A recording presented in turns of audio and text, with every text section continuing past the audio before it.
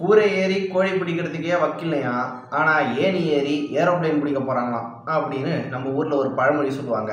அந்த மாதிரி தமிழ்நாட்டுக்குள்ளே இருக்கிற பிரச்சனையே சரி பண்ணுறது இவங்களுக்கு வக்கில்லையா, இவங்க போய் காங்கிரஸோட நலத்திட்டத்தெல்லாம் பீகாரில் போய் பேசி அங்கே அவங்கள ஜெயிக்க போகிறாங்களாம் அப்படின்ட்டு பாஜக திமுகவை பார்த்து கிண்டல் பண்ணுது.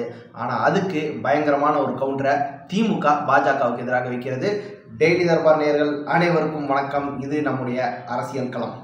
எல்லாருமே கடந்த சில நாட்கள் நியூஸ் பார்த்துருப்பீங்க. பயங்கரமாக சொன்னாங்க, ஸ்டாலின் அவர்கள் தமிழக முதலமைச்சர் அவர்கள் பீகாருக்கு போகிறாரு, ராகுல் காந்தி நடத்துகிற யாத்திராவில் போய் கலந்துக்கிறாரு, அங்கே ஓட்டு சோரின்னு சொல்லப்படக்கூடிய ஓட்டு திருட்டு அப்படின்ட்டு ராகுல் காந்தி வைத்த அந்த குற்றச்சாட்டுக்கு ஆதரவாக மிக பெரும் ஒரு பேரணி நடக்குது.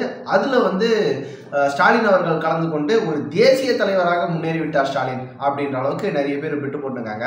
நம்மளுக்கு பார்த்தா ஓரளவுக்கு அது சிரிப்பாக தாங்க வருது. காரணம் என்னன்னு பார்த்தீங்கன்னா, ராகுல் காந்தி ஒரு குற்றச்சாட்டு வச்சாரு, ஆனால் அதை எழுத்துப்பூர்வமாக எழுதி ஒரு குற்றச்சாட்டாக ஒரு கம்ப்ளைண்ட்டாக ஃபைல் பண்ணுப்பா அப்படின்னு சொன்னால் இது நாள் வரைக்கும் ஆளை காணும். ஏன்னா எதிர்கட்சி தலைவர், லீடர் ஆஃப் ஆப்போசிஷன் அப்படின்றது ஒரு கான்ஸ்டிடியூஷனல் போஸ்ட், ஒரு கேபினெட் மினிஸ்டர் அந்தஸ்துக்கு உண்டு அப்படின்லாம் நரம்பு புடைக்க பேசின உடன்பிறப்புகள் என்ன சொல்கிறாங்கன்னா, குற்றச்சாட்டு வச்சுட்டார்ல ராகுல் காந்தி, அதை ப்ரூவ் பண்ண வேண்டியது எலெக்ஷன் கமிஷனோட பொறுப்பு அப்படின்றாங்க.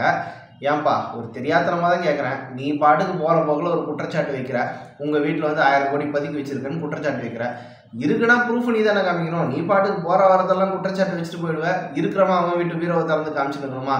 ஒரு ப்ரூஃப் இருக்குது, ஒரு முகாந்திரம் இருக்குது அப்படின்றது காமிக்கணும். போகிற போக்கில் பேட்டி கொடுக்குறதெல்லாம் ஒரு ப்ரூஃபாக எடுத்துக்க முடியுமா அப்படின்ற ஒரு கேள்வி எதிரில் இருக்குது. இன்னொன்று என்னென்னா, சரிப்பா நீ குற்றச்சாட்டு வச்சுட்ட, எந்த குற்றச்சாட்டாக இருந்தாலும் சும்மா ஃபேஸ்புக்கில் ஒரு போஸ்ட் போடுறதோ, ட்விட்டரில் ஒரு ட்வீட் போடுறதோ, இல்லை ஒரு ப்ரெஸ் கான்ஃபரன்ஸை கூப்பிட்டு நான் இதெல்லாம் பண்ணுறேன் பாருன்னு பவர் பாயிண்ட் ப்ரெசன்டேஷன் காமிக்கிறது மட்டும் குற்றச்சாட்டுன்னு கிடையாது. எந்த அதிகார மையத்தின் மீது குற்றச்சாட்டு வைக்கிறியோ, இப்போ எலெக்ஷன் கமிஷன் மேலே வைக்கிறியா, போய் சுப்ரீம் கோர்ட்டில் டைரெக்டாக கேஸ் ஃபைல் பண்ணலாம். இல்லையா, உங்களுடைய நடத்தையின் மீது எங்களுக்கு சந்தேகம் இருக்கிறது, உங்களுடைய நடவடிக்கைகள் மீது எங்களுக்கு சந்தேகம் இருக்கிறது அப்படின்ட்டு எழுத்துப்பூர்வமான ஒரு லெட்டர் சப்மிட் பண்ணி கம்ப்ளைண்ட்டு நீங்கள் அஃபிஷியலாக ஃபைல் பண்ணிங்கன்னா அதில் ஒரு சொல்யூஷன் வருது. அதுக்கு மேலேயும் நீங்கள் நடவடிக்கை எடுக்கலை அப்படின்னு சொன்னால் நீங்கள் சொல்கிற குற்றச்சாட்டெல்லாம் கரெக்டாக வச்சுக்கலாம். ஆனால் எந்த விதமான அஃபிஷியலான ஒரு ரைட்டிங்கில் ஒரு குற்றச்சாட்டையை வைக்காமல், ஒரு லெட்டர் அஃபிஷியல் கம்யூனிகேஷனே பண்ணாமல், போகிற போக்கில் நான் ஒரு பிபிடி ப்ரெசன்டேஷன் ப்ரிப்பேர் பண்ணியிருக்கேன், அதுக்கு நீங்கள்லாம் பதில் சொல்லணும்னு எலெக்ஷன் கமிஷன் ஆஃப் இந்தியாவை நீங்கள் சொன்னீங்கன்னா அது வாய்ப்பு கிடையாது. ஆனால் நம்ம ஊர போராளிகளுக்கு அதெல்லாம் தெரியாது. ஒரு குற்றச்சாட்டு மோடிக்கு அகேன்ஸ்டாக வந்துருச்சு, பாஜக அகேன்ஸ்டாக வந்துருச்சு, கண்ணை மூடி நான் பண்ண போகிறேன். ஏற்கனவே நம்ம இதில் ரங்கராஜ் பாண்டியா அவர்கள்லாம் சொல்லியிருக்காரு, இந்த சிஏஏ பில்லு வந்தபோது மோடி கொண்டு வந்துட்டாருன்றதுக்காகவே ஒரு கூட்டம் ஆதரிச்சிச்சு, அதே மாதிரி மோடி கொண்டு வந்தாருன்றதுக்காகவே ஒரு கூட்டம் அதை எதிர்த்துச்சு. அந்த மாதிரி இது ராகுல் காந்தி ஒரு குற்றச்சாட்டு சொல்லிட்டாரு, அது மோடிக்கு அகேன்ஸ்டாக, ரைட், கண்ணை மூடி நம்ம பாட்டுக்கு சப்போர்ட் பண்ணுவோம் அப்படின்ற ரீதியில் தான் நிறைய பேர் இருக்காங்க. இதில் அந்த கருத்துக்கு வலு சேர்க்கும் வகையில் ஸ்டாலின் அவர்களும் போய் அந்த கூட்டத்தில் பங்கேற்கிறார். எல்லாருக்கும் தெரிஞ்ச ஒரு விஷயம் என்னென்னா, இன்னும் மேக்ஸிமம் 1 மாத கேப்பில் பீகாருக்கான எலெக்ஷன் அனௌன்ஸ் பண்ண போகிறாங்க. பயங்கரமான இன்டென்ஸான எலெக்ஷனாக இருக்கும் இந்த முறை அப்படின்னு எதிர்பார்க்குறாங்க. எப்படி மகாராஷ்டிராவில் ஒரு கடுமையான போட்டி இருக்குன்னு எதிர்பார்த்தாங்களோ, ஆளும் கட்சி மீண்டும் வருமானு ஒரு பயம் திக் மொமெண்ட்டாக இருந்ததோ, அதற்கு சற்றும் குறைவில்லாமல் பீகார் தேர்தலும் நடக்கப் போகிறது அப்படின்றது தான் எதிர்பார்ப்பாக இருக்கிறது. காரணம் என்ன அப்படின்னு பார்த்தீங்கன்னா, மும்முனை போட்டி அப்படின்றதுல நம்ம ஊரில் விஜய் வந்த மாதிரி அந்த ஊரில் பிரசாந்த் கிஷோர் இறங்கியிருக்காரு. பொதுவாகவே பார்த்தீங்கன்னா, அங்கே கடந்த ஒரு 20 வருஷத்துக்கு மேலாகும் நிதிஷ்குமார் அவர்கள் தான் ஆட்சியில் இருக்கார். கூட்டணி கண்டினியூஸாக அவர் மாறுறாரு, ஆனால் சிஎம் அவர் தான் அப்படின்ற மாதிரி இந்த முறை மத்தியில் மோடி அவர்கள் பிரதமராக தொடர்வதற்கு முக்கிய ஒரு காரணமாக, முக்கிய பக்கபலமாக இருக்கக்கூடியவர் நிதிஷ்குமார் அப்படின்றது எல்லாருக்குமே தெரிஞ்ச ஒரு விஷயம். அவருடைய கட்சி இப்போ பாஜக கூட கூட்டணி இருக்குது. அதே கூட்டணி ஆளும் கட்சியாக இருக்கும் அந்த கூட்டணி வெற்றி பெறுமா அப்படின்றது தான் மிகப்பெரிய கேள்வி. காரணம், 20 வருஷத்துக்கு மேலான, கிட்டத்தட்ட 25 வருஷத்துக்கான நிதிஷ்குமார் மீதான ஆன்டி இன்கம்பன்சி. 20-25 வருஷமாக அவங்க கேட்கறதெல்லாம் சிஎம்னா நிதிஷ்குமார் இதை மட்டும் தான் அவங்க கேட்டுருக்காங்க. பட் அந்த ஒரு ஆன்டி இன்கம்பன்சி இருந்தாலும் அதற்கு முன்னால் லாலு பிரசாத் யாதவ் செய்த அந்த தரமான ஜங்கிள் ராஜ் சிறப்பான சம்பவங்கள் அப்படின்றது ஜனங்களுக்கு கண்ணு முன்னாடி போய்கொண்டிருக்கிறது. ஒரு ஆளை 25 வருஷமாக கூப்பில் உட்கார வைக்கிறாங்கன்னா அது எவ்வளோ சிறப்பான ஆட்சியாக இருந்திருக்கும் அப்படின்றத உங்கள் கற்பனைக்கே விட்டுறேன். நம்ம திமுக இந்த கரண்ட் கட் பண்ணது அது இதனாலாம் சேர்ந்து அந்த கட்ட பஞ்சாயத்து, லேண்ட் மாஃபியா, அந்த மாதிரி பல குற்றச்சாட்டுகள் இருந்தபோது 10 வருஷம் கூப்பில் உட்கார வச்சோம். அதுக்கே 10 வருஷம்னா 25 வருஷமாக ஒருத்தவங்க கூப்பில் இருக்காங்கன்னா நீங்களே உங்கள் கற்பனை பண்ணி பார்த்துக்கோங்க. ஆனாலும் 10 வருஷம் திமுக ஆட்சியில் வராமல் இருந்தபோது கூட ஒரு சென்டிமெண்ட் ஃபீல் ஆச்சுல்ல, பாவம் 10 வருஷம் ஆட்சியில் இல்லாமல் இருக்காங்க, நல்லா திருந்திட்டு இருப்பாங்க, இப்போ ஒரு வாய்ப்பு கொடுத்து பார்க்கலாம் அப்படின்ட்டு நம்ம ஊரில் பண்ண மாதிரி பீகாரில் லாலு பிரசாத் யாதவுக்கு அகேன்ஸ்டான ஆன்டி இன்கும்பன்சி கொஞ்சம் குறைந்திருப்பதாக தகவல்கள் இருக்கின்றன. நிறைய சர்வே ரிப்போர்ட்ஸும் அதை வந்து சொல்கிறாங்க. ஆனாலும் லாலு பிரசாத் யாதவே டைரெக்டாக போட்டியிடாமல் இருக்கிறதால, அவருடைய பையன் தேஜஸ்வி யாதவ் தான் போட்டியிடுறாருன்றதால அந்த ஆன்டி இன்கும்பன்சி கொஞ்சம் குறைவதற்கான வாய்ப்பு இருக்குது. போதாக்குறைக்கு காங்கிரஸும் அதனோட சேர்ந்துருக்கு. என்னப்பா நீ காங்கிரஸ் எல்லாம் எல்லா மாநிலத்திலையும் ஒரு செத்த பாம்பு மாதிரி இருக்குது, அது ஜாயின் பண்ணதெல்லாம் ஒரு பெரிய விஷயமா அப்படின்னு நீங்கள் கேட்கலாம். பட் காங்கிரஸுடைய அந்த கொஞ்சம் ஓட் பேங்க் அப்படின்றது ஒரு மைனாரிட்டி ஓட்ஸ் எல்லாம் கன்சாலிடேட் பண்ணுறதுக்கு யூஸ் ஆகும். அண்ட் லாலு பிரசாத் யாதவ் அப்படின்றதால யாதவ் கம்யூனிட்டி அந்த ஓபிசி கம்யூனிட்டி வாக்குகளும் வரும் அப்படின்றது ஒரு பொதுவான எதிர்பார்ப்பாக இருக்கிறது. ஆனாலும் இந்த தேர்தலை பொறுத்த வரைக்கும் காங்கிரஸ் ஒரு செகண்ட் ஃபீல்டு தான். எல்லா மாநிலத்திலும் மெல்ல மெல்ல அழிந்து வருவது போல பீகாரிலும் அழிவு நிலையில் தான் இருக்கிறது காங்கிரஸ்.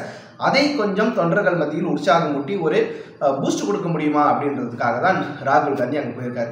பட் இங்கே ஸ்டாலின் போக வேண்டிய அவசியம் என்ன அப்படின்றது பண்ணுறோம். நம்ம உண்மையிலே ஒரு டவுட் வருது, ஸ்டாலின் ஒரு வேளை தேசிய தலைவராக மாறிட்டாரோ? இவங்கெல்லாம் சொல்கிறாங்க, உடன்பிறப்புகள்லாம் சொல்கிறாங்க. ஒரு தடவை அன்பில் மகேஷ் பொய்யாமொழி அவர்கள் கூட ஸ்டாலின் எல்லாத்தையும் தொட்டு ஜெயிச்சிட்டாரு, அந்த பிரதமர் பதவி ஒன்று மட்டும் தான் பாக்கி இருக்கு, அதையும் தொட்டுனா சிறப்பாயிடும் அப்படின்ற மாதிரி அவர் சொன்னார். ஒருவேளை உண்மையிலே பிரதமர் பதவிக்கான அடி போடுறாங்களா அப்படின்ற மாதிரி இருக்குது. பட் நம்மளுடைய அண்ணாமலை இருக்கிறாரு, ஃபஸ்ட்டு அண்ணாமலையை சமாளிங்கப்பா, அதுக்கப்புறம் நீங்கள் மோடி வரைக்கும் போகலாம் அப்படின்ற மாதிரி அண்ணாமலை ஒரு சூப்பரான ஒரு ட்வீட் போட்டார்.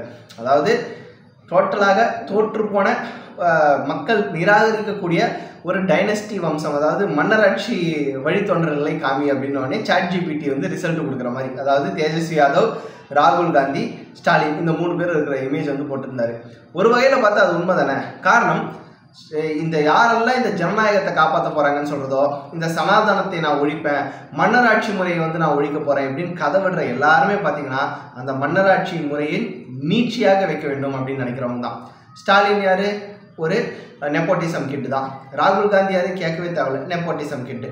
லாலு பிரசாத் யாதவோட பையன் தான் தேஜஸ்வி யாதவ். இவங்க 3 பேரும் வந்துட்டு பாஜக ஏதோ கான்ஸ்டியூஷனுக்கு அகேன்ஸ்டாக பண்ணுது, பாஜக மன்னராட்சியை கொண்டு வர நினைக்குது, அவங்க வந்து சனாதன தர்மத்தை மனு தர்மத்தை கொண்டு வராங்கன்ற மாதிரி இப்போ இனி வரும் காலத்தில் நம்ம காதில் வந்து பூ சுத்த போகிறாங்க. அதையும் மக்கள் வந்து வேடிக்கை பார்க்கத்தான் போகிறாங்க. பட் ஸ்டாலின் போய் அந்த இடத்துல பிரச்சாரம் பண்ணுற அளவுக்கு ஒரு வேற்று மாநில முதல்வரை வந்து கொண்டு போகிறது முக்கியமா அப்படின்னு பார்த்தீங்கன்னா, இங்கே தான் நம்ம காங்கிரஸ் எந்த அளவுக்கு பயந்து இருக்குது, லாலு பிரசாத் யாதவும் எந்த அளவுக்கு பயந்து போயிருக்கிறாரு அப்படின்றத பார்க்க வேண்டியிருக்கு. பொதுவாக புதுசாக ஒரு கட்சி வருது, என்டர் ஆகுது அப்படின்னா ஆளும் கட்சிக்கு எதிரான வாக்குகளை பிரிப்பதற்கு தான் அது மோஸ்ட்லி இருக்கும். ஏன்னா ஆளுங்கட்சி மேலே ஒரு அதிருப்தி இருக்குது. இப்போ திமுக மேலே ஒரு அதிருப்தி இருக்குது.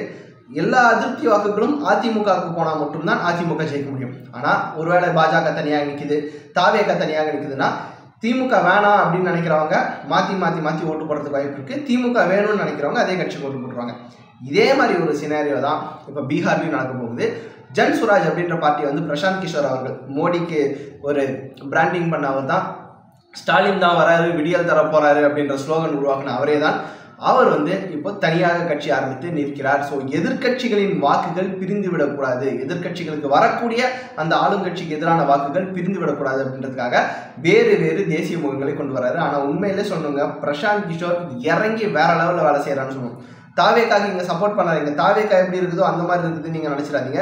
உண்மையிலேயே லாலு பிரசாத் யாதவும் நிதிஷ்குமார் அவர்களும் கூட போகாத கிராமங்களுக்கு அவரோட வந்து பயணம் தொடர்ந்திருக்கிறது. கிராமமாக போய் மக்களை சந்தித்திருக்கிறார். இந்த முறை ஜெயிப்பாரோ தோப்பாரோ அதெல்லாம் செகண்டுங்க. ஆனால் சண்டை செய்யணும் அப்படின்னு சொல்லுவாங்க பாருங்க, பிரசாந்த் கிஷோர் உண்மையிலே அந்த சண்டையை வந்து செஞ்சிருக்காரு. பிரசாந்த் கிஷோர் வளர்ந்து வருகிறார். ஆளும் கட்சிக்கு எதிரான வாக்குகளை அவர் தன் பக்கம் இழுக்கிறார். ஆளும் கட்சி எதிர்கட்சி இருவரும் சேர்ந்துதான் பீகாரை நாஸ்திப்படுத்தி விட்டார்கள் அப்படின்ட்டு அவர் கடுமையான குற்றச்சாட்டை வைத்து தனக்கான செல்வாக்கை ஏற்றிக்கொண்டிருக்கிறார்.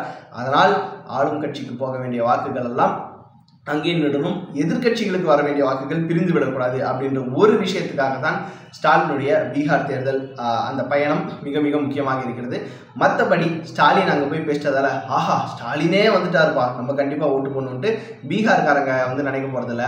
ஆனால் பீகார்காரங்க ஒன்று நினைக்கிறதுக்கு வாய்ப்பு இருக்குது, நம்மளெல்லாம் பானிபூரி வாயன், பான் பராக் வாயன், இவங்கெல்லாம் வந்து குளத்து வேலை தான் செய்கிறாங்க, இவங்க வந்து பாத்ரூம் கட்டுறது தான் வந்துருக்காங்க, அங்கே வேலை எல்லாம் தான் இங்கே வந்து ஓடி இருக்கிறாங்க அப்படின்ட்டு யாரோ சொல்லலை, நம்மளுடைய அமைச்சர் பெருமக்கள், எம்பி பெருமக்கள், எம்எல்ஏ பெருமக்கள் தான் சொன்னது. ஸோ அவங்கெல்லாம் இந்த மாதிரி கருத்தெல்லாம் சொல்லியிருக்காரு.